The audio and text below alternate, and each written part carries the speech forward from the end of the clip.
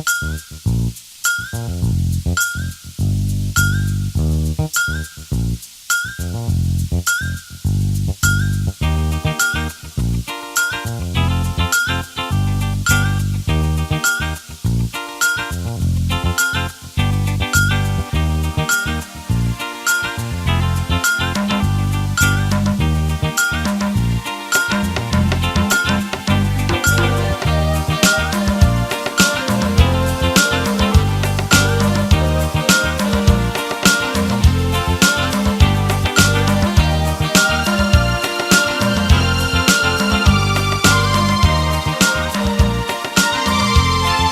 la grâce de notre Seigneur Jésus-Christ soit avec vous tous. Vous est-il déjà arrivé de réfléchir sur les secrets de la réussite dans la vie ou dans le ministère de notre Seigneur et Sauveur Jésus-Christ?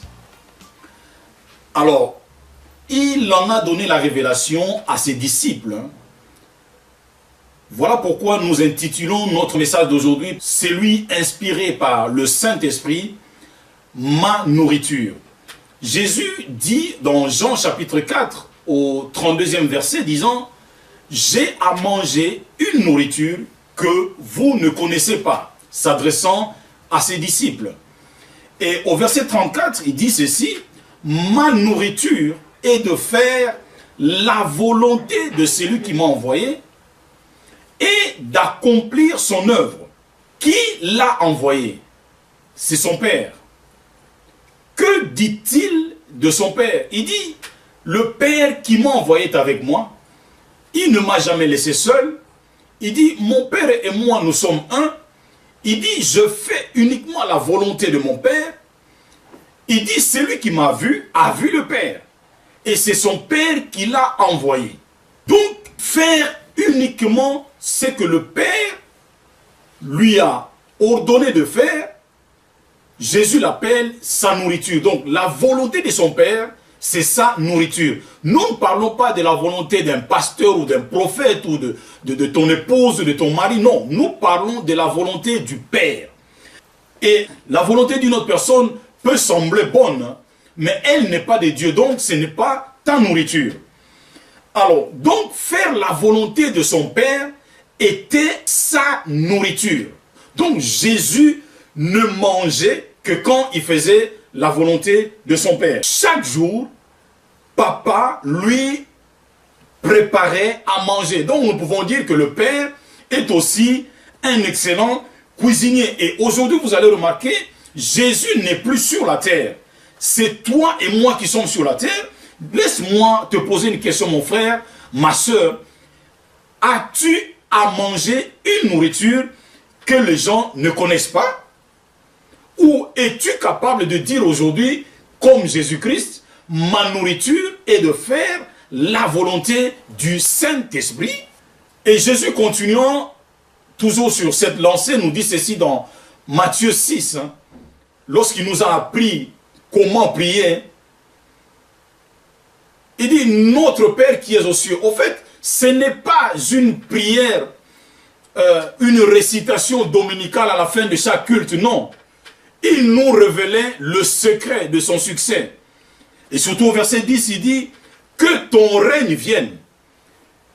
Ah, que ta volonté soit faite sur la terre comme au ciel. Donc cela veut dire, papa, que ma nourriture soit prête comme tu l'as prêtée au ciel. Donc que je fasse uniquement ta volonté. Alors ton règne viendra. Le règne de Dieu, le Père, ne se manifeste que lorsque sa volonté est faite. Lorsque la nourriture est prête. Alors, confirmons ce que nous sommes en train de dire par ceci. Acte 22, 14, que les amoureux d'infusion connaissent. Ananias disant à Paul ou à Saul de Tarse, il dit: le Dieu de tes pères, ou le Dieu de nos pères plutôt, t'a destiné à connaître sa volonté, afin de la pratiquer, afin de la faire. Mais comment connaître sa volonté? En d'autres termes, comment être nourri en voyant Jésus le juste et en écoutant les paroles qui sortent de sa bouche. Donc la somme de ces deux derniers éléments vaut quoi? La nourriture. Souvenons-nous de Jean 5 concernant la guérison de ce malade à la piscine de Bethesda. Donc Jésus-Christ nous démontre par là qu'il avait bel et bien accompli la volonté de son Père. Mais comment? La Bible nous dit que sous ces 5 portiques étaient couchés des malades, des aveugles, des boiteux, des paralytiques. Mais la volonté de Dieu était de ne guérir qu'une seule personne. Voyez-vous? Donc quand Jésus a fait cela, c'est alors qu'il a eu à manger une nourriture que personne ne connaissait, sinon le Père et lui-même.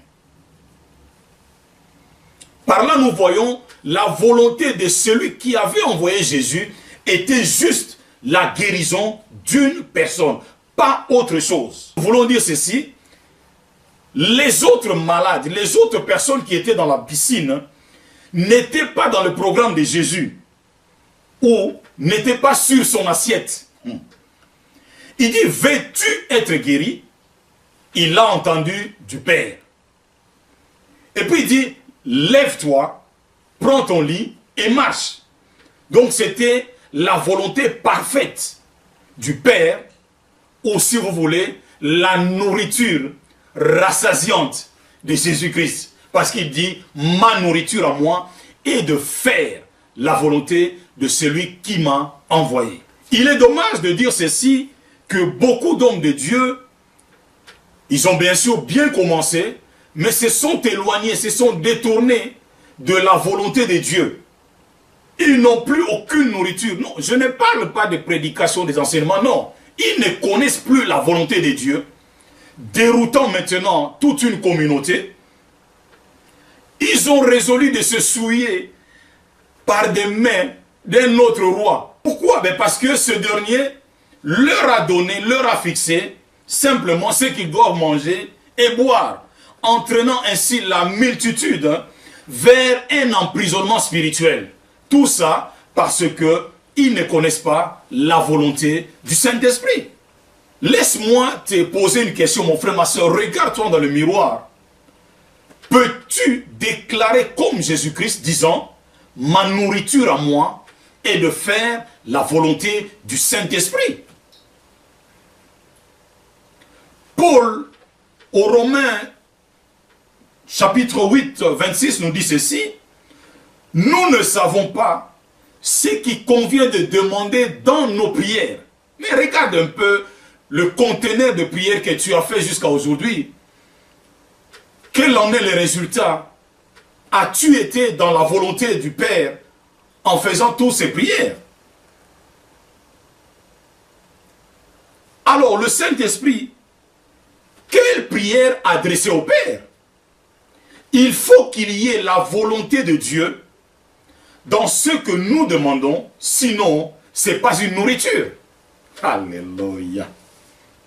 Le même Paul aux Colossiens, chapitre 1er, verset 9, il nous révèle ici un secret.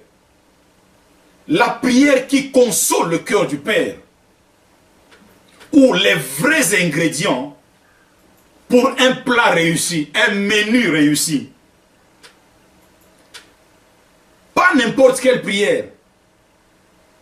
Compare un peu cette prière-ci à celle que tu as toujours faite, même en retraite ou étant seul. Il dit ceci, nous ne cessons de prier Dieu pour vous. Ok. Et la suite, il dit, et de demander.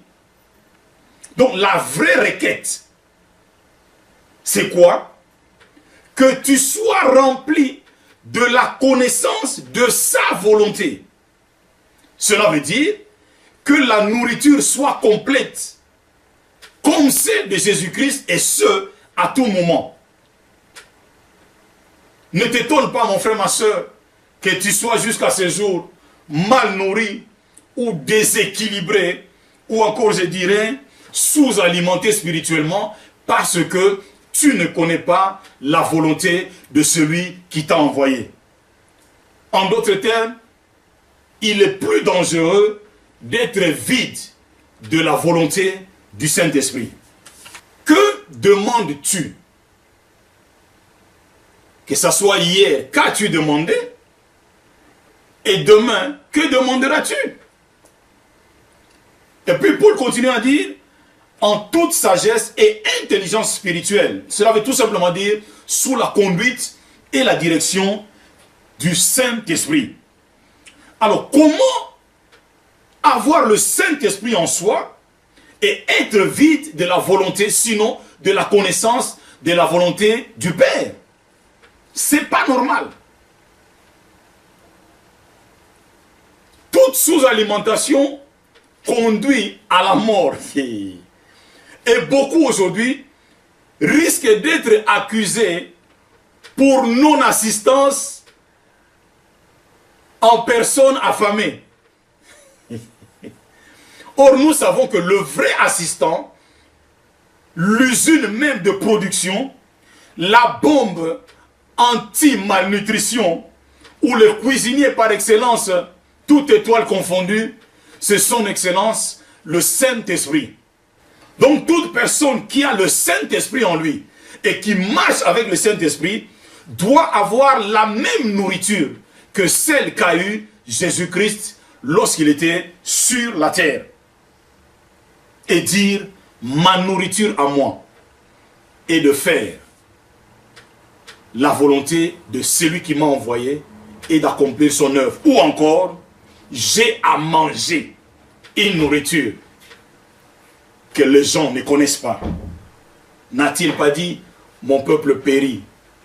Non, faute de démons. Faute de connaissance. Connaissance de quoi? De la volonté du Père. Abondante grâce à tous. Bon appétit. Et merci au Saint-Esprit, le cuisinier par excellence, distributeur de nourriture, sinon distributeur de la volonté du Père sur la terre.